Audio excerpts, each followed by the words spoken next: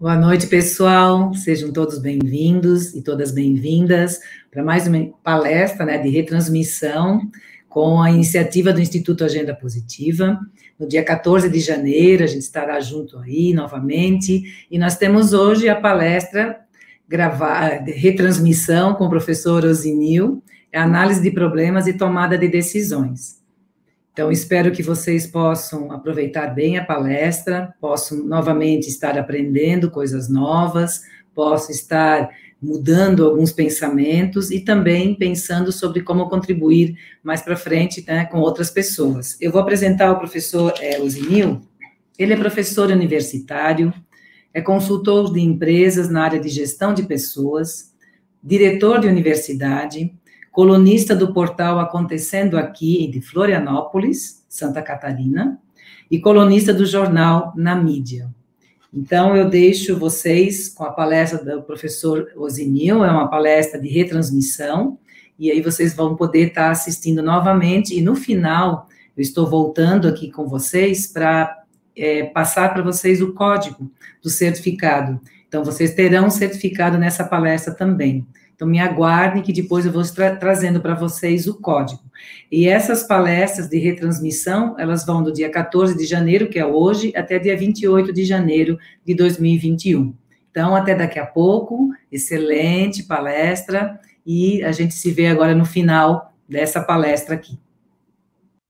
Ok, muito obrigado. Então, vamos para o nosso começo de palestra. Vamos falar sobre o processo de tomada de decisão, e é importante que a gente diga que essa palestra ela foi montada em cima de uma bibliografia composta por 3 livros que nós vamos mostrar a seguir. Análise de problema e tomada de decisão, do Kettner e Trigo, que foi um livro desenvolvido na Segunda Guerra Mundial para auxiliar no esforço de guerra americano, na produção bélica dos Estados Unidos e no sentido de evitar que erros fossem cometidos. O segundo livro é a Execução, Disciplina para Atingir os Resultados, do Larry Bossidy, que é um livro que diz o seguinte, a síntese dele é assim, o difícil não é tomar a decisão, o difícil é você tomar a decisão e implementar essa decisão. E o terceiro, nós vamos falar muito sobre geração de alternativas, é Um Toque na Cuca, do Roger von West, que é um livro que trabalha a criatividade, porque a criatividade é um processo de associação de coisas, né? Então, para você ter esse processo, vale a pena ler esse livro, que é um livro simples de ler, extremamente didático e fácil, de uma leitura muito gostosa, a gente lê ele muito rapidamente. Então, a primeira pergunta que a gente quer fazer para vocês aqui é o seguinte: o erro é aceitável? Qual o percentual de erro que é aceitável no processo de produção ou na vida diária que nós temos? É possível você aceitar que um dia por semana vai ter falta de energia elétrica? Ou que 10 mil cheques, apesar de que o cheque hoje também em desuso, serão compensados diariamente em contas erradas? Isso provavelmente, os cheques, em termos de percentual, é mínimo. Mas o erro, ele é inaceitável. E a partir do momento em que o Japão entrou com o conceito de erro, defeito zero, isso tudo começou a ser revisto, né? Porque o Japão, através das suas ferramentas de qualidade, ele colocou o mundo sob uma nova ótica, sob uma nova visão. Então, o percentual de erro aceitável é 0. Nós não podemos conviver com o erro em hipótese nenhuma. Vamos rapidamente dar uma passadinha em todas as consequências que nós estamos tendo aí com o Covid-19, fruto de erros tomados na gestão do processo todo, a partir da Organização Mundial da Saúde até as prefeituras, os prefeitos das nossas cidades. Quer dizer, aconteceram uma infinidade de erros que estão gerando um custo em vidas e um custo econômico extremamente sério, extremamente comprometedor para o futuro, inclusive, das próximas gerações que vêm por aí. Né? Então, vamos partir desse princípio: o erro é 0. A tolerância com o erro inexiste. Nós não podemos compactuar que as coisas possam ser feitas de maneira errada, porque depois eu tenho condições de corrigir. Não. vamos partir do princípio de que não conviveremos com o erro. Por favor, a próxima lâmina. O processo decisório, ele se baseia basicamente em 4 passos. Primeiro, entender o problema em que eu estou envolvido. Segundo, buscar a maior quantidade possível de informações para que eu possa definir corretamente esse problema. Terceiro, fazer a geração de alternativas para que eu possa tomar a decisão mais correta perante aquele problema que foi aventado. E decidir o que fazer. Quer dizer, o que eu faço a partir do momento que eu tenho todas as informações, as alternativas geradas, e eu tenho que tomar uma decisão, né? E depois nós vamos ver que dentro dessa linha do Kepner e Trigo ainda tem uma outra alternativa, que é avaliar os problemas em potenciais a partir da decisão que eu tomei anteriormente. Que tipo de problema pode eventualmente acontecer? Por favor. Vamos seguir? Problema ou solução? Morar perto do trabalho é um problema ou é uma solução? Trabalhar 10 anos em uma mesma empresa é um problema ou é uma solução? Ser promovido é um problema ou é uma solução? Ter um parente político é um problema ou é uma solução? Então, primeiro nós temos que definir corretamente o que é problema. Por exemplo, trabalhar 10 anos numa empresa hoje pode não ser mais uma solução. Pode ser visto contrariamente ao que acontecia em tempos anteriores, em que você se trocasse demais de emprego, ia caracterizar uma expressão que era muito usada, como sujou a carteira, né? Carteira profissional. Hoje em dia, você trocando de emprego várias vezes significa que você tem uma inquietude, que você tem uma ânsia por aprender, que você já esgotou a tua capacidade dentro de uma organização e vai para outra organização levando a bagagem adquirida, mas para contribuir com o crescimento de uma outra organização. Ser promovido é uma solução ou é um problema? Muitas vezes eu vivi isso de perto, quer dizer, você é promovido, você muda de faixa do imposto de renda, o aumento não é suficiente para cobrir o desconto do imposto de renda que você vai ter. Então, de repente, se o cargo não é um cargo de desafios, você acaba perdendo dinheiro, então a promoção passa a ser um problema e deixa de ser uma solução, né? Morar perto do trabalho, para umas pessoas é ótimo, porque você tem um custo menor com transporte. Por outro lado, você fica muito próximo da empresa e, de repente, você pode vir a ser chamado seguidamente para solucionar problemas emergenciais que venham a acontecer. Então, é mais ou menos por aí essas coisas. O que eu estou querendo mostrar para vocês são as dubiedades que existem nesse processo. Então, vamos lá, vamos ver o próximo passo qual será. Em qualquer circunstância, você tem que analisar em qual situação você está metido. Quer dizer, análise da situação indica uma análise que você possibilita você saber se você está perante um problema ou se você está perante uma decisão. Se a solução está caindo de madura, eu vou ter que tomar uma decisão. É muito simples, a decisão tem que ser tomada. Se você está mediante um problema, você tem que descobrir qual é esse problema que eu estou metido. Quer dizer, eu tenho todas as variáveis que me possibilitem estabelecer uma definição do que é o problema que eu estou metido, então eu vou fazer uma análise de problemas. Então, vamos lá, gente. Passa a próxima lâmina para mim, por favor. Análise do problema. Muito bem. Primeiro, o que é problema?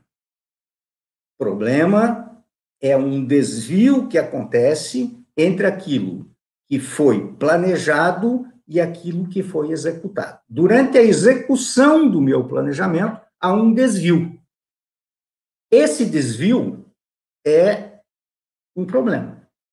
Eu sei a causa desse desvio é conhecida ou é desconhecida? Se a causa é conhecida, eu vou partir para uma análise de decisão, eu tenho que tomar uma decisão. Se a causa é desconhecida, eu tenho que identificar primeiro o problema que eu estou metido, quer dizer, qual é o problema que eu tenho que solucionar? Eu não sei a causa. E uma coisa importante, mas muito importante, gente, e que nós erramos de maneira geral, nós somos muito afoitos no processo de tomada de decisão, nós fazemos análises superficiais, nós achamos soluções que aparentemente levam à eliminação do problema, mas, de repente, ela só posterga esse problema, ela não leva à solução desse problema. Então, vamos analisar aqui o seguinte: causa é diferente de efeito. Os mais antigos vão entender bem o que eu falo. Em março de 1990, quando Fernando Collor de Mello assumiu a presidência do Brasil, naquele mês, a inflação foi acumulada, no mês de março, foi de 84,32%. Vejam, inflação de um mês, 84,32%.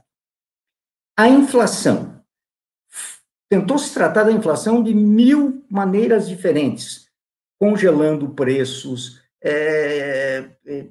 reduzindo a quantidade de dinheiro em circulação, enfim, tentou-se fazer um monte de coisas para controlar a inflação. Só que a inflação é efeito da má gestão pública. A má gestão pública é a causa do processo inflacionário, em qualquer circunstância que você analise.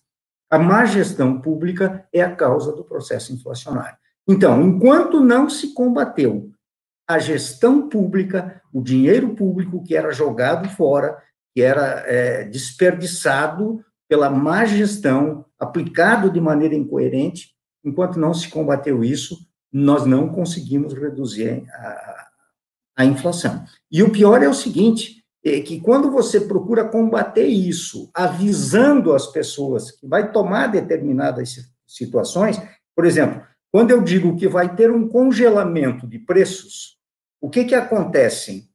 Os empresários corretivamente aumentam o valor de seus produtos antes de colocá-los no mercado.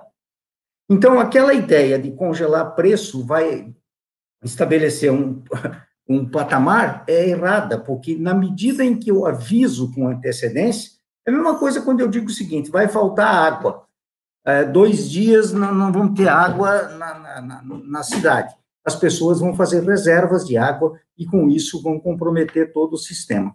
Então, e isso faz parte da natureza humana. A natureza humana é assim. Então, causa é diferente do efeito. Sempre que eu trabalhar sobre o efeito, eu estarei minimizando o problema, mas o problema não deixa de existir. Ele continua existindo. Então, eu tenho que identificar a causa verdadeira do problema para que eu possa eliminar essa causa e produzir resultados a partir daí. Então, vamos lá, gente. Que ferramentas eu tenho que podem me auxiliar na eliminação do problema, na identificação do problema? Por favor, a próxima. Eu tenho pelo menos 3 ferramentas, entre outras, que são as mais comuns que nós trabalhamos, que é a diagrama de causa e efeito, também conhecido como o diagrama de Ishikawa, também conhecido como espinha de peixe. Por quê? Porque a sua formatação lembra uma espinha de peixe, né? E o Ishikawa diz o seguinte, quer dizer, eu tenho sempre, em qualquer circunstância, dentro de um processo produtivo, ou de um processo de vendas, ou de um processo qualquer, eu tenho 6 itens, que são os itens que podem ser geradores de problema. As pessoas, a metodologia de trabalho, máquinas e equipamentos, o meio ambiente, os dados que eu uso para fazer a mensuração do problema, os meus indicadores, ou a matéria-prima. Esses são os 6 elementos com os quais eu trabalho sempre. Quer dizer, se tiver algum problema dentro de uma linha de produção, ele estará enquadrado dentro de um desses 6 elementos. Tá? Repito, pessoas, método, mensuração, indicadores, máquinas e equipamentos, matéria-prima e meio ambiente. Então, esse é o propósito da espinha de peixe, da diagrama de causa e efeito e do Ishikawa. É uma excelente ferramenta para a identificação de problemas dentro de uma linha de produção ou dentro de um sistema de vendas, enfim, ele auxilia a gente a identificar claramente esse problema. O segundo, que é muito conhecido de todos, que é o diagrama de Pareto, também conhecido como 80-20, o Pareto foi um matemático italiano que viveu no século XIX, e ele criou essa ferramenta, que é chamada de diagrama de Pareto, ou muito conhecida também como 80-20. Quer dizer, 80% dos problemas têm origem em 20% das causas. Se eu consigo eliminar, por exemplo, o efeito do problema, eu reduzo dramaticamente a existência dos problemas e o nível de reclamação das pessoas com relação ao problema que estava acontecendo. Então, o diagrama de Pareto é muito simples de ser usado, é um gráfico de barras em que você vai elencando as causas e vai vendo proporcionalmente, em termos de escala, qual aquela que tem mais. Na medida em que você mais reclamações, na medida em que você elimina aquela que tem mais reclamações ou maior ocorrência, vamos dizer assim, você tem a eliminação do grosso dos problemas que acontecem ali. E os 5 porquês, que é outra técnica japonesa, que diz o seguinte: vai perguntando o tempo todo o porquê.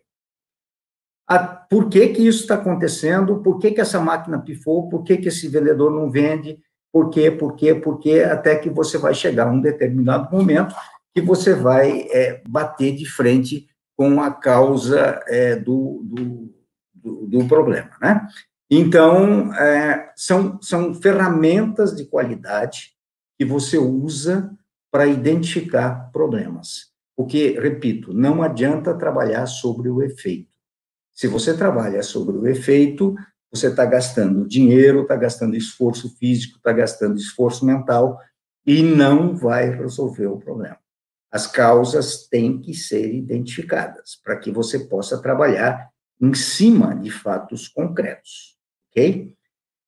Pois não, vamos em frente? Análise de decisão. Identificada a causa, eu tenho que partir para uma decisão. O que eu faço? Né? E aí vem um problema sério da pressa das pessoas. Porque quando você propõe uma metodologia como essa, você pode perguntar para mim assim, mas e quando você está perante um problema inopinado, que aparece, de repente, acontece, você não tem tempo de fazer todo esse processo de identificação de causas, é isso ou é aquilo, você tem que agir rapidamente sobre isso daí. Eu diria o seguinte: na medida em que você vai assimilando os conceitos e vai trabalhando esses conceitos, a resposta pode ser quase que imediata. Há soluções em que você responde imediatamente, e você tem soluções muito rápidas, e há outras soluções em que você tem que pensar um pouco mais. Nós vamos ver depois, em seguida, nós vamos ver como é que se define prioridade. Quer dizer, a prioridade é outro ponto que é sério no processo decisório. O que é prioritário? O que eu ajo primeiro? Hoje nós temos problemas o tempo todo. Nós tomamos decisão o tempo todo. Nós tomamos decisões a partir do momento que nós acordamos até o momento que nós vamos dormir. Trabalhando ou não, em casa ou não, você sempre é chamado a tomar decisões, porque elas são parte integrante da vida. E a pergunta é: como é que você aprendeu a tomar decisão? Você foi ensinado a tomar decisão ou você foi tomando decisões ao longo da tua vida por ensaio e erro e foi vendo caminhos e bom senso e não sei mais o quê e vai por aí afora, né? É mais ou menos assim que a gente aprende. A gente não tem uma metodologia de tomada de decisão. Você vai aprendendo e isso demanda tempo e desgaste. Então, se você tem uma linha metodológica de trabalho, ela é muito melhor do que você não ter essa linha metodológica de trabalho. Então, quando eu vou tomar uma decisão, estou perante um problema. A primeira coisa que eu tenho que fazer, gente, é gerar alternativas. Gerar alternativas significa pensar. Porque nós temos uma coisa muito nossa aqui no Brasil, que é a rapidez do processo, e eu tenho que decidir tudo rápido, e tudo tem que ser muito rápido. Então, a primeira decisão que aparece na minha cabeça, parece-me que é o abre-te sésamo. Tudo para e eu abro a cabeça para tomar a decisão, e a primeira que aparece na minha cabeça é aquela que eu implemento. Eu não analiso as consequências que essa decisão pode ter posteriormente. Eu simplesmente tomo a decisão e me esqueço de pensar quais as consequências que isso pode ter. Né? Eu estava acompanhando há pouco uma discussão sobre as eleições municipais desse ano. Definitivamente, eu não vejo clima para realizar as eleições municipais desse ano. Mas não existe na Constituição a figura da prorrogação de mandatos. Então, eu estava vendo o presidente da Câmara falar que, se acontecer isso, tem que ver dentro da lei orgânica do município quem substitui o prefeito e o vice no caso de impedimento desses para fazer a prorrogação do mandato. Então, aí tem que olhar para cada município e ver o que tem na lei orgânica do município para fazer isso.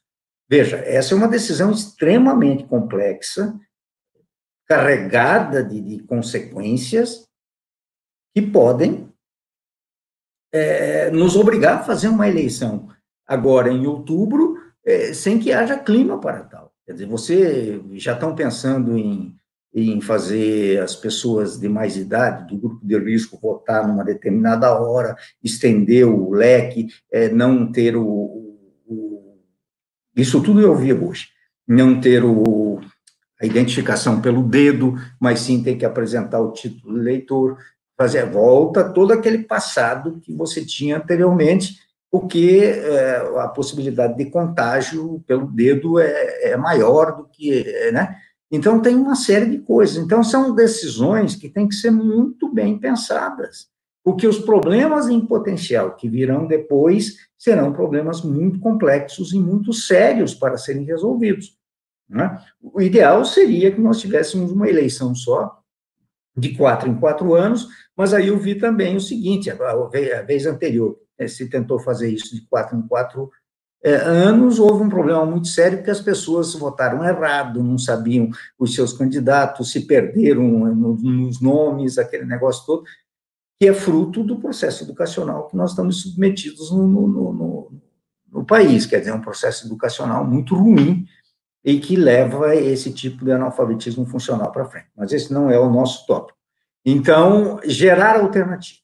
Gerar alternativas significa, identificada a causa do problema, como é que eu posso tomar a melhor decisão? Qual é a melhor decisão a ser tomada no sentido de eliminar o problema?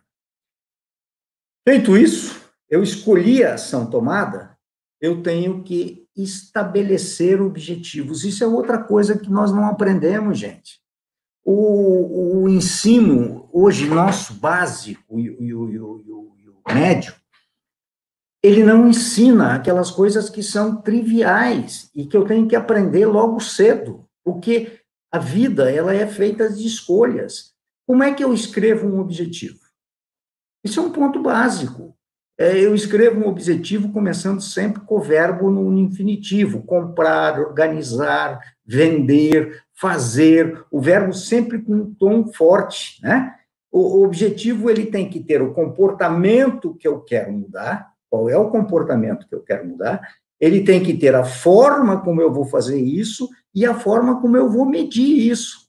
Então, se eu quero aumentar a venda de uma empresa, eu tenho que botar lá, aumentar as vendas da linha branca, geladeiras, fogões, etc., em 10% até o final do ano.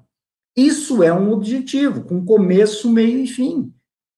As nossas crianças não sabem fazer isso. Os nossos jovens não sabem fazer isso. Dentro da faculdade, não sabem fazer isso. Nós não trabalhamos com metas, nós não trabalhamos com objetivos, nós não trabalhamos com definições do que eu quero alcançar, em que prazo eu quero alcançar. Então, isso é uma coisa que você aprende na vida. Ao longo do tempo, você vai quebrando a cara até você aprender isso, né? Mas tem livros que mostram isso claramente.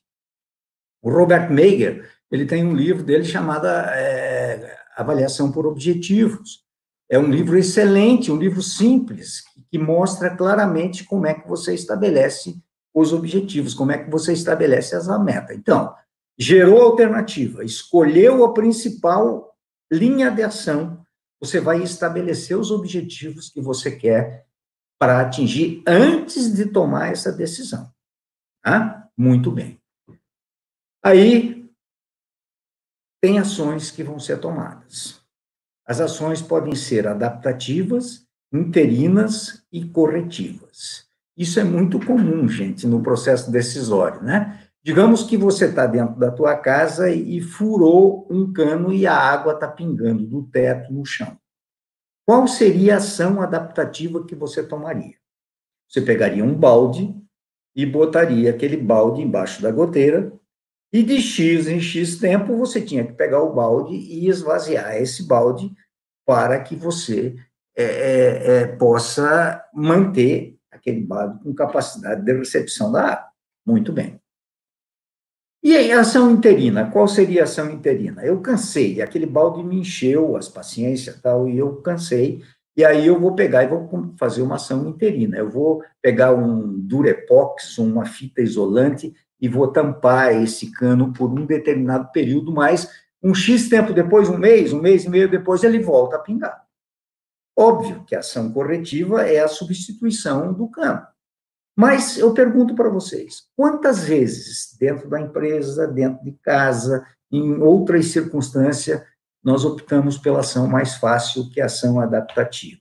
Nós fazemos os nossos quebra-galho, enfim, nós agimos de uma forma mais primária, no sentido de nos livrarmos do problema momentaneamente. Mas eu não vou me livrar desse problema definitivamente. Então, isso é um problema muito sério, gente, porque a gente sempre parte para a solução que é mais fácil. A gente esquece que tem soluções que vão se transformar em problema logo ali na frente.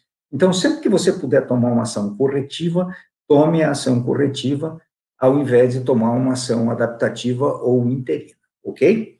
Vamos em frente? Bom, aí vem uma coisa que é nova para muita gente, mas ela tem há muito tempo no script da análise do problema de tomar decisão. Por favor, Mal. Olá, Daniel, você falando aí sobre tomar decisões, a complexidade e tal, aí em bastidor foi inevitável que a gente trocasse informações sobre isso, então estou aqui conversando. Osinil, por favor, a questão de tomar decisões, como é que você vê a tomar decisões em função das vidas pessoais? No sentido que se é tão sério, e de fato, uma tomar decisão dentro de uma... Você até botou um quadro aí de uma situação de vazamentos e tal, né? Associando, fazer uma analogia com casas. Mas, e a vida pessoal das pessoas? Então, vamos pegar um caso clássico. Vou fazer o que no meu vestibular? Que curso de graduação eu vou fazer? Caso ou compro uma bicicleta, como se diz popularmente. Enfim, a tomar decisão na vida das pessoas. Eu não estou querendo aqui desvirtuar o assunto, mas ele, dentro da vida das pessoas, tem um impacto tão ou mais forte do que essa questão. Você podia falar um pouco sobre isso? Eu considero que um dos grandes erros que as pessoas fazem é que elas tomam decisões, muitas vezes, sobre forte emoção. E sempre que você estiver emocionalmente envolvido no processo decisório, que você envolver emoções no processo decisório, esse processo decisório tende a dar problemas. O processo decisório, ele tem que... claro que as emoções participam, claro que tem horas que você fica alterado emocionalmente, você tem que decidir, mas é uma coisa que você tem que controlar. A frieza, nesse momento, ela é fundamental para que você possa tomar uma decisão correta. Só para citar um exemplo pessoal, eu tenho conversado muito com meu neto de 17 anos sobre o que ele vai fazer, que caminho ele vai tomar. Ele vai para a escola, para curso superior, ele vai fazer que curso superior, né? Porque está claramente definido que alguns cursos superiores que hoje têm um acesso muito grande de pessoas vão ter problemas seríssimos no futuro. Por exemplo, tem gente que acha que eu tenho alguma coisa contra o direito. Não, eu não tenho nada contra o direito.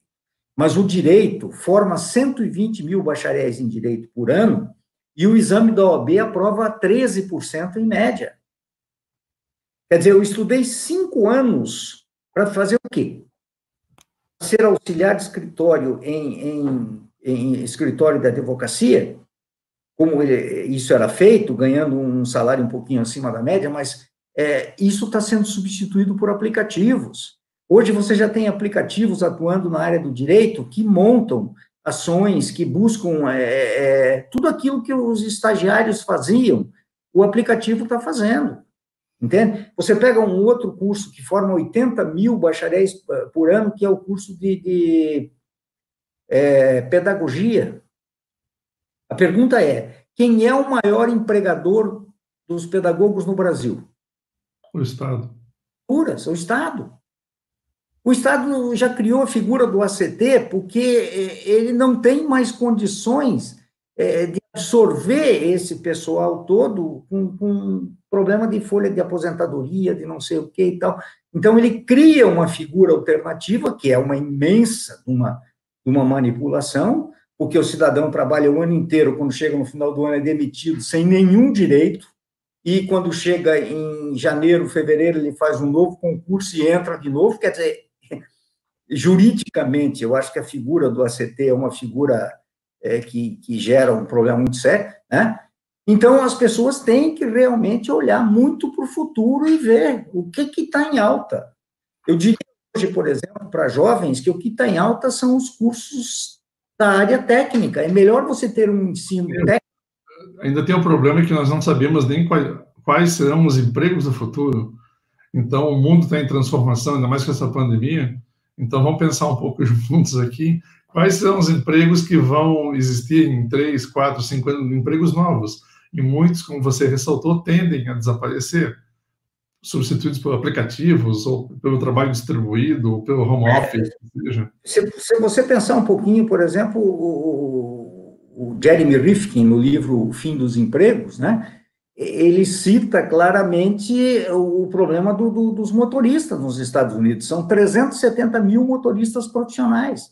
Só que agora você tem caminhão cruzando costa a costa americana, não sei quantos quilômetros dá isso, mas é uma imensidão, sem motorista. Caminhões entregando produtos nas grandes cidades sem motorista. O carro, na minha concepção, ele vai deixar de ser uma propriedade particular.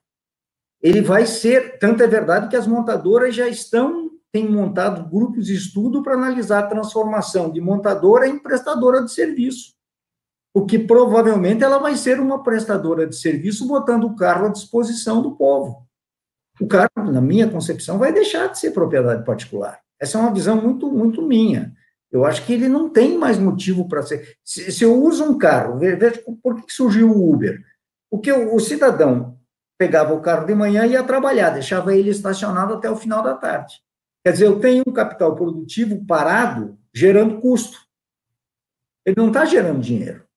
Então, se esse carro está circulando como Uber, ele está gerando dinheiro, né? Então, realmente, as pessoas têm que ter muita noção, principalmente os jovens, e aí falta informação, porque mesmo quando você quer fazer alguma coisa diferente, e eu vivi essa experiência em Indaial, quando secretário da Educação, que nós tentamos botar, não sei como é que está isso, mas junto com um convênio com o Senai, tentamos fazer as crianças entenderem o que é empreendedorismo, com feiras no final do ano, para comercializar os produtos que eles produziram, porque aí eles têm noção de custo, eles têm noção de preço de venda, como é que eu monto esse tipo de coisa. Então, essas coisas todas, elas têm que ser ensinadas, se elas não forem ensinadas, as pessoas não vão demorar muito mais tempo para absorver isso. E a hora de ensinar enquanto eles são pequenos. Zinho, tem uma pergunta aqui, enquanto a gente conversa, que cabe bem aqui nesse momento. O que vocês priorizaram para crescer? O que vocês priorizariam para crescer no mercado de trabalho? Eu diria que você tem que estar disposto a assumir desafios. Primeiro, descobrir onde é que estão as fronteiras do emprego. Segundo, descobrir quais são as cidades tecnológicas. Florianópolis, por exemplo, onde eu moro, é um polo de tecnologia. Hoje, Florianópolis já arrecada mais impostos com a tecnologia do que com o turismo. Então, essa é uma diferença no perfil da cidade significativa. Você vai para Campina Grande, na Paraíba, é uma cidade tecnológica. Você vai para Recife, tem um polo de tecnologia muito forte. Então, esses polos de tecnologia vão dar os novos caminhos que o futuro vai trilhar. O futuro vai ser de tecnologia. Então, se eu puder dizer para um rapaz, eu vou fazer curso de pedagogia, ou digo para ele, então faz uma escola técnica, são 1.800 horas para você se formar em mecatrônica, eletrônica, enfim, cursos técnicos do Senai, porque o que o Senai faz de diferente? É a aprendizagem aplicada. É a matéria aplicada. Não é teoria, que não leva mais a nada. Teoria, qualquer livro substitui o professor. Eu só vou ter que tirar as dúvidas. Então, essa área é uma área que me apaixona, eu tenho acompanhado muito. A Finlândia, por exemplo, o que a Finlândia está fazendo? Começou esse ano. Jornada de trabalho de 24 horas. 6 horas por dia, 4 dias por semana. Por quê? Porque ela chegou à conclusão de que realmente não vai ter emprego para todo mundo. Então, se eu reduzo a jornada de trabalho, eu abro mais postos de trabalho. Mas aumenta o custo da produção. Vai aumentar o custo da produção, mas como é que eu faço para manter esse povo empregado? Bom, temos um debate. Eu acho que sim. Você me perdoa. Antes que você se vá aí, novamente a Camila para uma pergunta. Vocês pensaram em desistir? Se sim, o que fizeram para não desistir? Desistir é uma palavra que não existe. No meu dicionário, eu tenho 73 anos de idade, eu leio um livro por semana, eu estudo o tempo todo, eu assisto filmes que são filmes inteligentes que me obrigam a pensar, né? E eu percebo que tem espaço para todo mundo, mas as pessoas têm que querer. Esse é o ponto fundamental. Eu tenho que querer fazer a mudança, eu tenho que querer ser parte desse processo. Veja, se nós voltarmos lá para o início dos anos 1900, início do século XX, não tinha luz elétrica, não tinha automóvel, não tinha água encanada, não tinha um monte de coisas, e os nossos antepassados sobreviveram a isso de uma forma brilhante.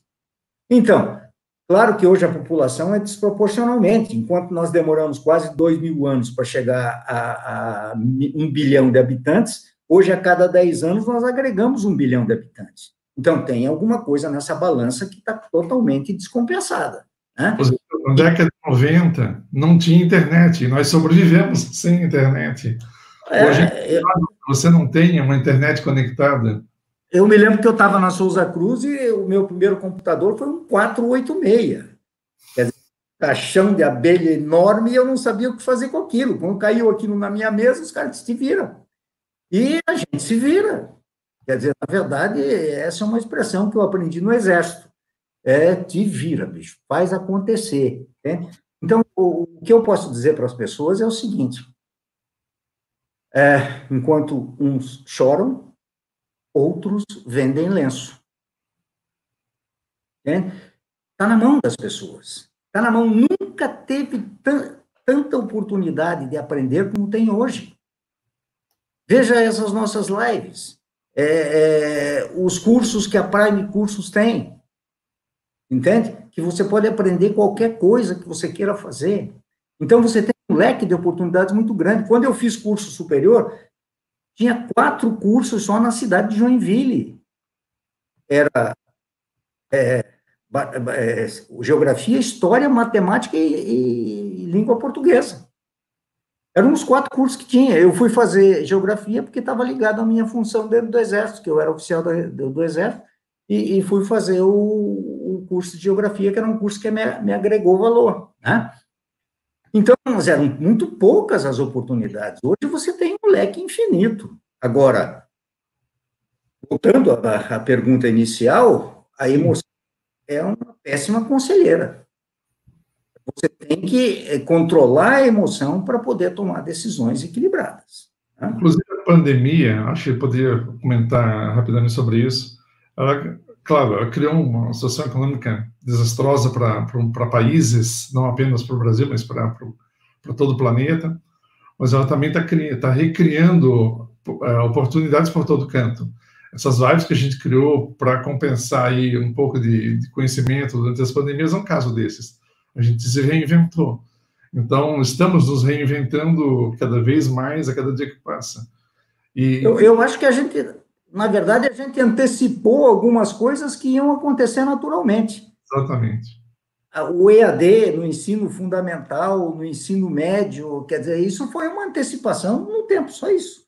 Era inevitável que essas coisas acontecessem, mais lentamente, mas era inevitável que elas acontecessem, entende? Então, eu acho que tem muita coisa boa que vem pela frente. Osílio, eu vou sair um pouquinho para deixar você concluir a palestra e a gente volta de novo. Ok, eu vou concluir bem rapidinho aqui. Ok, obrigado. Bom, então aqui, gente, análise de problema em potencial. O que é análise de problema em potencial? Eu tenho que pensar, no momento em que eu vou tomar a minha decisão, quais são os problemas potenciais que essa decisão tem. O que pode dar errado ali na frente se eu tomar esta decisão aqui? Tá? Então, ela assegura o sucesso da decisão e ela me faz eu estabelecer planos contingenciais. O que são os planos contingenciais? São aqueles planos que são estabelecidos em qualquer empresa séria, em que identifica potenciais problemas e o que pode acontecer. Por exemplo, se eu trabalho numa empresa, numa fábrica grande, que tem caldeira, se acontecer algum inconveniente com essa caldeira, o que acontece? O que vai acontecer?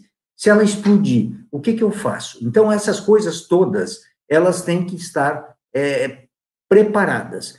Eu garanto para vocês que muito prefeito dos 5.500 e pouco municípios brasileiros só ouviu a expressão planos contingenciais a partir do coronavírus. Eles não tinham ideia do que é plano contingencial. Plano contingencial é isso. Né? Vamos em frente, por favor? Como definir prioridade? Tem uma escala, gravidade, urgência e tendência. Gravidade, muito grave, pouco grave. Urgência, muito urgente, pouco urgente. E a tendência, melhorar ou piorar. Então, é simples, eu tenho que analisar um problema sobre essas 3 óticas. Gravidade, se o problema está instalado, mas não tem gravidade, ele passa a ser secundário. Se o problema é grave e é urgente, eu tenho que solucioná-lo, principalmente se a tendência for uma tendência dele vir a piorar com o tempo. Por outro lado, a tendência pode ser nula. Uma das coisas que a gente diz em processo de tomar decisão é o seguinte: uma decisão que você pode tomar em qualquer circunstância é não fazer nada. A partir do momento que a gravidade já está instalada, a urgência se foi e a tendência é que aquilo permaneça como está, esquece. Você não vai gastar teu tempo em cima de uma coisa que você não tem mais como corrigir.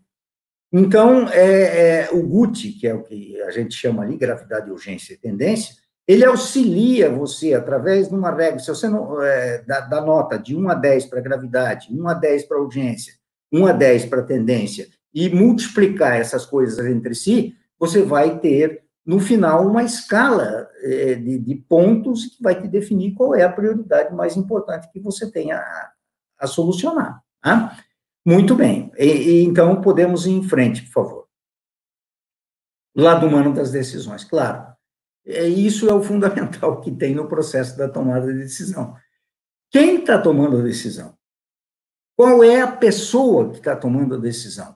Quais são os medos que essa pessoa tem? Relutância em assumir responsabilidades. O medo de enfrentar os riscos, as consequências que essa tomada de decisão tem. Isso tudo afeta o processo de decisão. Nós estávamos falando anteriormente sobre os conflitos que tomam conta das pessoas quando elas tomam decisão. Tem decisão que você tem que tomar, não tem jeito. E aí tem gente que atrasa o processo decisório, deixa para o dia seguinte, e nisso tudo a tendência é se agravar o problema. Então, nós não somos treinados para tomar decisões. Nós não somos treinados para enfrentar riscos. Nós somos protegidos, e principalmente essa juventude que está vindo aí, que é uma juventude mimada, cheia de mimimi, aquele negócio todo, ela vai ter muito problema para enfrentar as coisas que virão pela frente, né? Porque o medo faz parte do processo decisório, faz. Eu tenho uma compreensão de que muitas vezes eu errei e tive que assumir as consequências disso daí, né? E outra coisa que você tem que entender é o seguinte: quando você, como chefe, delega alguma coisa para alguém, você está delegando para essa pessoa fazer em teu nome, mas a responsabilidade continua sua. Eu aprendi isso no Exército com uma pessoa que recentemente faleceu, o capitão, na época, Sérgio Augusto Vante, em que eu fui fazer um exercício em Joinville, no Rio Piraí, e carreguei um caminhão com excesso de soldados e a carroceria quebrou e muita gente se machucou. E eu fui me apresentar para ele e dizer: capitão, errei, assumo toda a responsabilidade. E ele disse para mim claramente o seguinte: a responsabilidade é minha, tenente. A responsabilidade não é sua. Eu pedi, eu deleguei para você fazer em meu nome. Então, eu assumo a responsabilidade, mesmo sabendo de todas as consequências que isso tem. Então, isso fica muito claro: responsabilidade não se delega autoridade para fazer em seu nome. Tá? Muito bem. Além dessa daí, nós temos mais uma outra lâmina que fala sobre, ainda, por favor, a próxima lâmina, ainda no lado humano, apatia, tensão emocional, falta de controle da situação. Todas essas coisas interferem no processo de tomada de decisão. As pessoas têm que ser preparadas para o processo de tomada de decisão. Tem que manter a frieza emocional na hora de decidir, principalmente quando você está num momento de conflito acirrado. Quer dizer, quando você tem alguma tensão muito forte, quando alguma coisa sai completamente do teu controle, nessa hora é que se vê quem são os grandes administradores, quem são os grandes administradores de conflito, na medida em que você tem que assumir esse lado emocional e controlá-lo para que ele não venha interferir na gestão como um todo. Ok? Ô, Zenil, de novo. Tem uma pergunta, uma colocação aí, eu vou passar isso aí, eu acho que vale a pena. A primeira é do Paulo Silveira: como podemos nos preparar para as mudanças futuras no mercado de trabalho e quais as expectativas perante a situação atual? O que você acha disso, Zenil? Olha, as mudanças futuras no mercado de trabalho, eu diria o seguinte: a primeira coisa é estar aberto para elas. A primeira coisa é você ter a percepção de que não vai ser uma continuidade do que era anteriormente. Uma coisa tem que ficar clara: todos os empregos braçais serão substituídos por, como é que chama? Mecanização, automação, virtualização. Por exemplo, há muito tempo atrás eu ouvi de um professor uma afirmação muito séria. Ele diz o seguinte: se você é especialista, porque você é especialista de uma coisa só. Se alguém conseguir informatizar isso, automatizar ou robotizar isso, você perdeu o seu emprego. Então, tem determinadas coisas, gente, que a gente tem que estar aberto para aquilo que vai acontecer no mercado futuro. O mercado futuro vai mudar? Vai. Então, eu tenho que me preparar para isso, para esse mercado. Como é que eu me preparo para esse mercado? Estudando muito, gente, não tem outro jeito. Experimentando muito, vivenciando muito. Se você tem condição, bota uma mochila nas costas, sai por esse mundo, faz 6 meses de caminhada, entende? Filosofa um pouco com você mesmo, conversa, procure identificar aquilo que você efetivamente é bom. O que você faz que as pessoas dizem para você? Poxa, isso está perfeito. Nós temos que descobrir quais são as nossas qualidades fundamentais. É sobre elas que nós vamos construir a nossa carreira.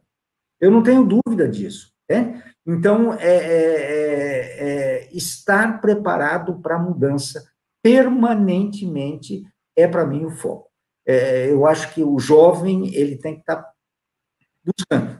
Ele tem que estar com as antenas muito ligadas para perceber para onde vai o mercado. O mercado vai para cá, o mercado vai para lá, isso daqui vai sumir, tem coisas que vão sumir, em seguidinha vão sumir, é questão de tempo.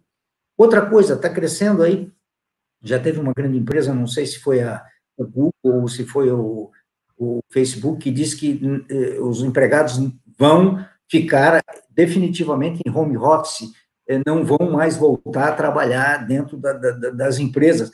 Isso é outra tendência? É outra tendência. Então, são coisas que estão se consolidando, são coisas que estão acontecendo, e nós vamos ter que criar novas alternativas para isso.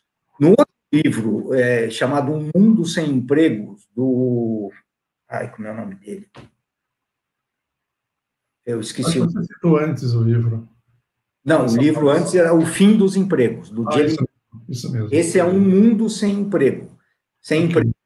Ele está dizendo o seguinte: os empregos que vão existir serão os empregos analíticos simbólicos, aqueles que obrigam as pessoas a pensar. Tudo que não exija que a pessoa pense, vai ser automatizado, vai ser robotizado, vai ser mecanizado. Né? Então, e isso é uma coisa, quer dizer, nós temos que pensar nisso.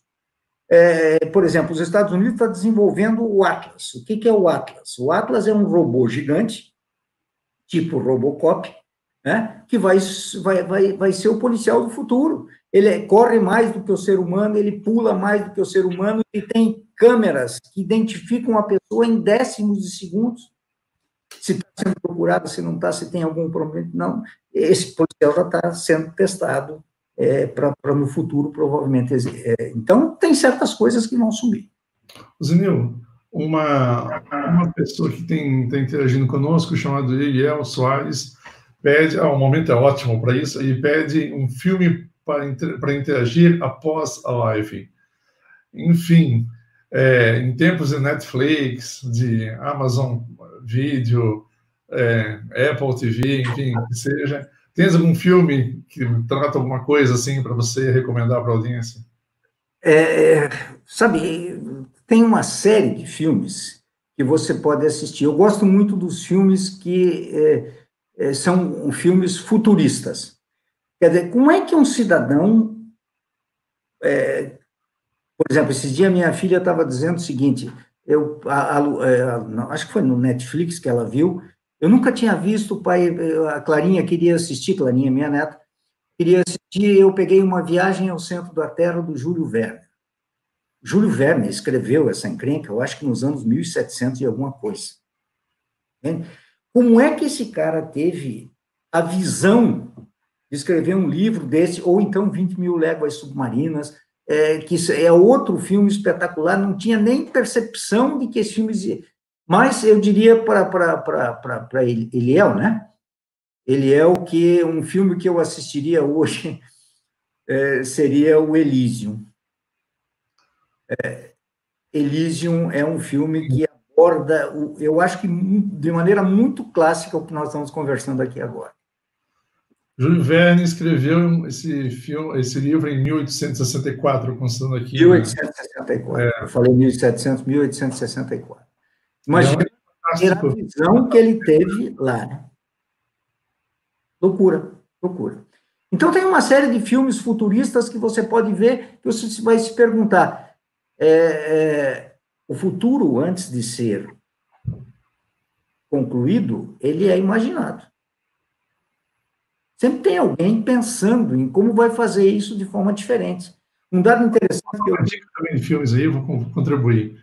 Tem uma série do Netflix chamada Black Mirror, que é Black Mirror é o espelho negro, né? Que, na verdade, estão falando da tela do celular, né?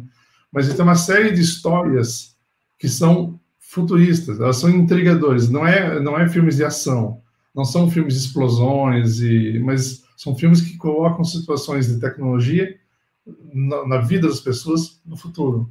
Então, como é que as pessoas mudam ou interagem com a tecnologia e o que muda na vida das pessoas por conta da tecnologia. E aí os relacionamentos humanos são alterados também. É uma série Você se lembra do Guerra nas Estrelas, né? O cara vai chegando perto da porta na nave, a porta abre sozinha. Hoje você vai chegando no lugar, a porta abre sozinha. Quer dizer, o que veio antes?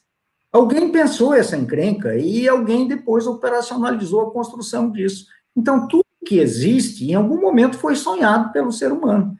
Quer dizer, se alguém está provocando essa encrenca toda no mercado de trabalho, somos nós mesmos. Nós mesmos é que construímos as bases, e uma informação que eu tenho, que eu não sei se é absolutamente correta, mas o que eu li é que 95% de todos os cientistas que passaram pelo planeta Terra estão vivos atualmente. Só 5% deles morreram. Então, se você tem 95% de cientistas produzindo coisas novas, dá para entender o processo de mudança e agilidade que ele tem, né? Porque a mudança, ela sempre existiu. A mudança é um componente da vida. Eu costumo comparar a mudança com uma onda de mar, né? Ela tem direção, ela tem impacto e tem velocidade.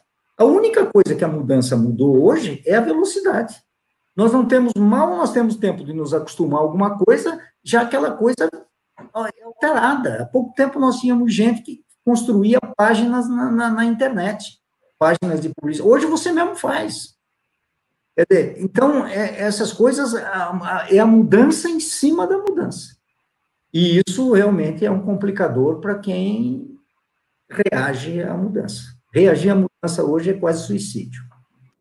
Olá, pessoal, estou aqui novamente com vocês, espero que vocês tenham apreciado a palestra do professor Euzinio, que vocês puderam aprender coisas novas com ele, que vocês possam, então, também estar convidando outras pessoas, por isso que colocamos aqui, inscreva-se no nosso canal do YouTube e convide seus amigos, familiares, para estarem, né, fazendo a inscrição no canal, que é bem importante para vocês, também e para nós, para a gente poder trocar entre nós. E as palestras online ao vivo são todas as terças e quintas-feiras, relembrando que ainda no mês de janeiro estamos com a retransmissão, em fevereiro nós vamos voltar a fazer as palestras em forma de lives, né, ao vivo, para estar com vocês novamente conversando, discutindo e aprendendo. E lembrando vocês que no dia 19 de janeiro, às 20 horas, nós temos a palestra que será retransmitida da professora Cristina Marques, com o tema Leitura, um hábito que muda a sua vida. Então, aguardo vocês, dia 19 de janeiro, às 20 horas, aqui comigo, para que a gente possa estar, vocês, né, na verdade, eu junto também, claro, aprendendo aí com a professora Cristina. Sobre o certificado, vocês vão clicar no link da descrição do vídeo, vão acessar via Facebook ou Google, vão verificar o nome e o e-mail, e vão digitar o código 4462 e vão clicar o certificado, e vão gerar o certificado, vão clicar no botão para gerar o certificado. Atenção, a emissão dos certificados ficará disponível durante 48 horas após o término da palestra, e nós vamos respeitar o horário de Brasília.